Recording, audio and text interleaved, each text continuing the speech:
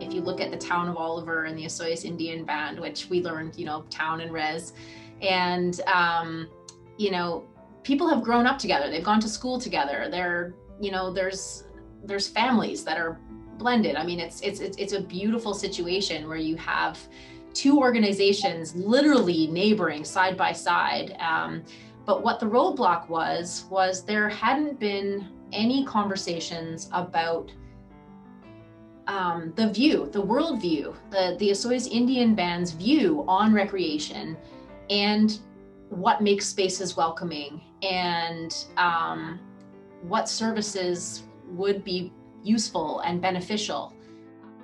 The roadblock that I was having personally as a manager here and not growing up in Oliver was I didn't feel like I had meaningful communications. I didn't feel like I had trust. I didn't feel like I had earned that or had the opportunity to earn that. I didn't feel like I had a really good idea of what when I say Oliver Parks and Recreation, we're trying to achieve and how much we wanted to see those services utilized by everyone in the community. The roadblock was we weren't seeing the use from Osoyoos Indian Band members, and I didn't understand why, and I didn't know how to get the conversation going.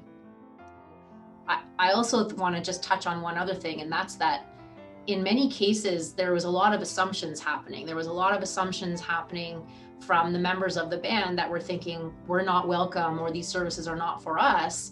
And then there was an assumption on me and my staff's part that were like, this is the way we do things. We have recreation and this is the worldview and why aren't you coming?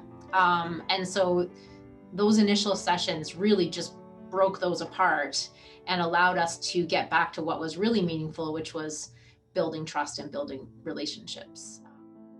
And so working with you and bringing that framework here and having those facilitated sessions really helped overcome what was there, which was just a gap in communication, a gap in relationship. We had the initial conversations, and through those conversations, we were not only able to gain understanding of what home looked like or why recreation matters, what does it mean to belong, and we were able to talk about that in a way that was really meaningful. I also just got some really great feedback from both the adults and the youth in those focus groups about what would make spaces more welcoming, which we have then been implementing into our programs.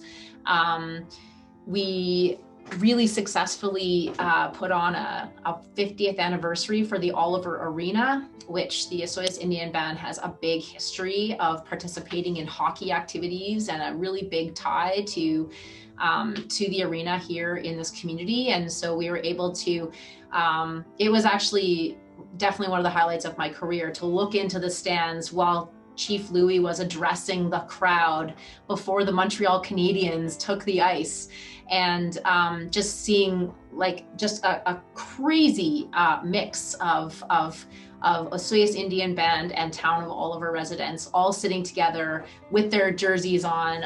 It was absolutely fantastic. Most recently, I think connected in a very meaningful way to be able to have a venue to an avenue to direct our support and our heartfelt sorrow. Sorry, I'm going to get emotional. Through the residential school survivors. And for us to be able to connect in that way and be able to show our support and be invited to come and listen and learn. I never thought that would be possible. So I am so grateful. Every little thing that we've kept doing has allowed us to really feel like we have, that when we say we support you, we love you, please feel welcome, that when it really mattered, I think recently, it wasn't the first time we were reaching out with that message. It wasn't the first time that we were saying, we feel we do feel, we can't imagine, and we aren't standing in your shoes, but we can feel the sorrow. We want to be able to extend our respect. And because it had been happening over 5 years, I think it was accepted and it was welcomed. And to have Chief Louis say to the hundreds of people who were gathered together under the ceremonial hat at the Osoyoos Indian Band's office, to say, we want you here. We are so happy to have you here. Thank you for your support. When we have our powwows, when we have our events, please come.